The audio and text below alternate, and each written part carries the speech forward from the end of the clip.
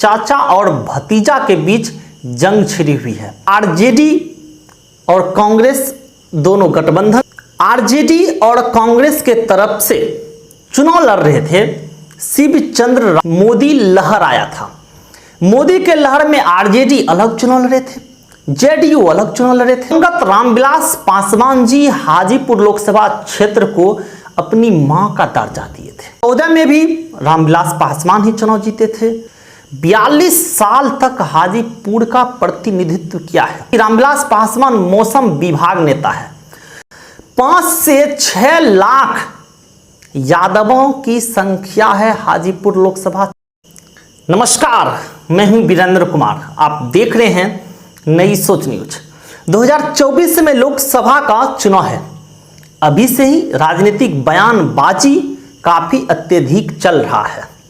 आज जिस लोकसभा क्षेत्र के बारे में हम आपके साथ चर्चा करेंगे, आज जिस लोकसभा क्षेत्र के बारे में हम आपके साथ परिक्रमा करेंगे, हम आपको आंकड़ों के साथ बताएंगे कि इस लोकसभा क्षेत्र से कौन यहां से 2024 के लोकसभा चुनाव में जीत सकते हैं।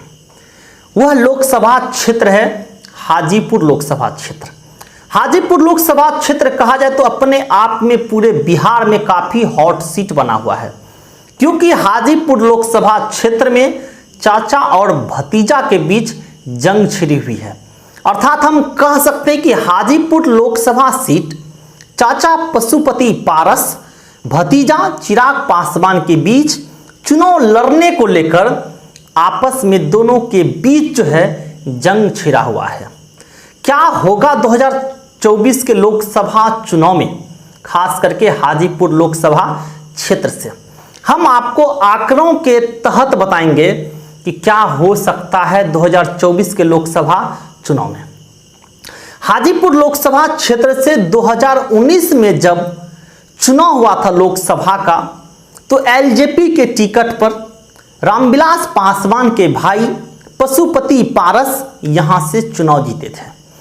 इन्हें वोट मिले थे 5,41,310 वोट मिले थे पशुपति पारस को, जो कि केंद्रीय मंत्री भी भारत सरकार में है।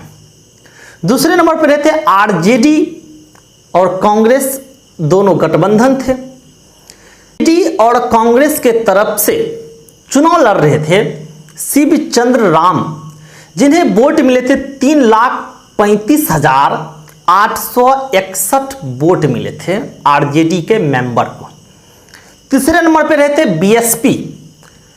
बीएसपी जिसे टिकट दिए थे वो थे उमेश दास, जिन्हें वोट मिले थे 14,579 वोट मिले थे 2019 के लोकसभा चुनाव में।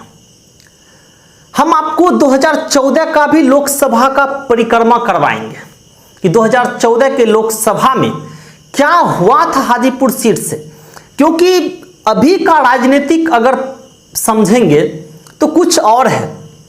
2014 का राजनीतिक कुछ और था, क्योंकि इतिहास में पहली बार आरजेडी, जेडीयू, कांग्रेस तीनों एक साथ मिलकर लोकसभा का चुनाव लड़ेंगे। लेकिन 2014 को अगर आप देखेंगे तो 2014 में मोदी लहर आया था। मोदी के लहर में आरजेडी अलग चुनाव लड़े थे, जेडीयू अलग चुनाव लड़े थे और बीजेपी, एलजेपी दोनों मिलकर चुनाव लड़े थे।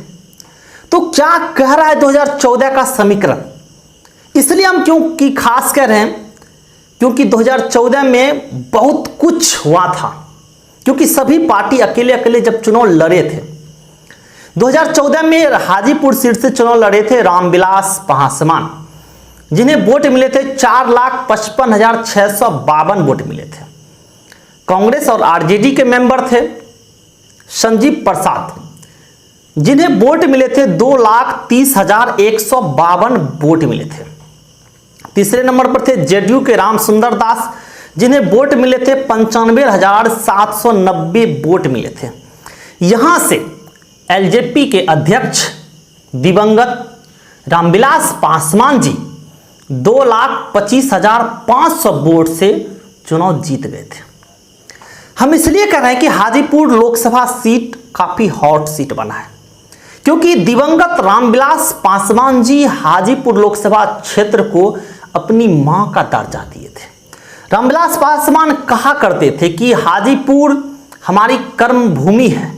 अगर खगड़िया में हम जन्म लिए तो हाजीपुर हमारी कर्म भूमि है, तो मणिपुर को हम मां के नजरिया से देखते हैं।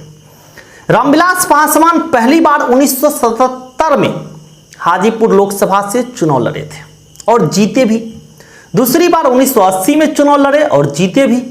1984 में रामविलास पासवान यहां से चुनाव हार गए, लेकिन 1989 में वर्ल्ड रिकॉर्ड बना।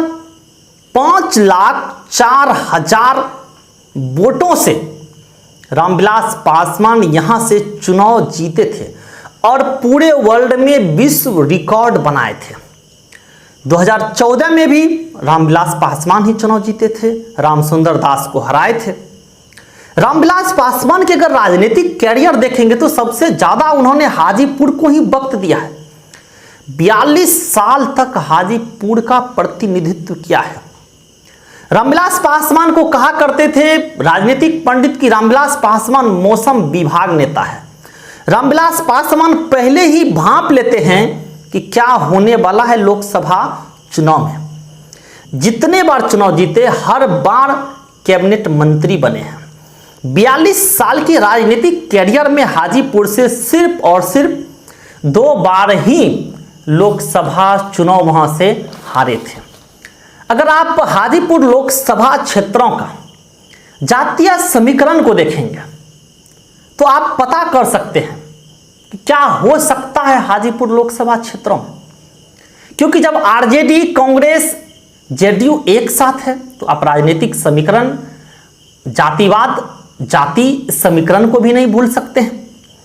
टोटल हाजीपुर में जो वोटरों की संख्या है 18,18,078 वोटरों की संख्या है हाजीपुर लोकसभा क्षेत्रों में, जिसमें कि पुरुषों की संख्या है 9,78,887 वोटर हैं। वही महिला की अगर संख्या देखेंगे 8,39,132 वोटर हैं हाजीपुर लोकसभा क्षेत्र में महिला। आखिरकार जाति क्या कह रहा है, किस जाति की संख्या सबसे अत्यधिक है हाजीपुर लोकसभा क्षेत्र में? 5 से 6 लाख यादवों की संख्या है हाजीपुर लोकसभा क्षेत्र में। अर्थात कहा जाए तो सबसे ज्यादा हाजीपुर लोकसभा क्षेत्र में यादवों की संख्या है। 2 से 3 लाख के बीच मुसलमानों की संख्या है। 1 से 1.5 लाख भूमियार की संख्या है। 2 से 2.5 लाख के बीच राजपूत की संख्या है। 1.5 लाख के आसपास कुशवाहा की संख्या है। वहां अति पिछड़ा की संख्या 2 लाख है। महादलित जो है 3 से 4 लाख है। इसीलिए कह रहे हैं कि यहां से महादलित के किसी मेंबर को टिकट मिलते हैं तो उन्हें जीतने में आसानी होता है जातीय समीकरण को पहचानते हुए। ब्राह्मण की संख्या 30,000 है। कायस्थ की संख्या यहां पर मात्र 25,000 है। लेकिन फिलहाल अभी जो हाजीपुर लोकसभा क्षेत्र में चल रहा है, कुछ भी कहना मुश्किल है कि हाजीपुर लोकसभा का किसके खाते में यह सीट जाने वाले हैं। कौन सा यहां से नेता यहां से चुनाव लड़ेंगे, किसके खाते में यह सीट जाने वाले हैं हाजीपुर लोकसभा क्षेत्र। क्या यह सीट चिराग पासवान के खाते में जाएंगे या क्या यह सीट पशुपति पारस के कब्जे में जाएंगे? आने वाले वक्त पे पता चल जाएगा। नमस्कार, आप देख रहे थे नई सोच न्यूज। मेरे चैनल को लाइक करें, सब्सक्राइब करें, शेयर करें। धन्यवाद।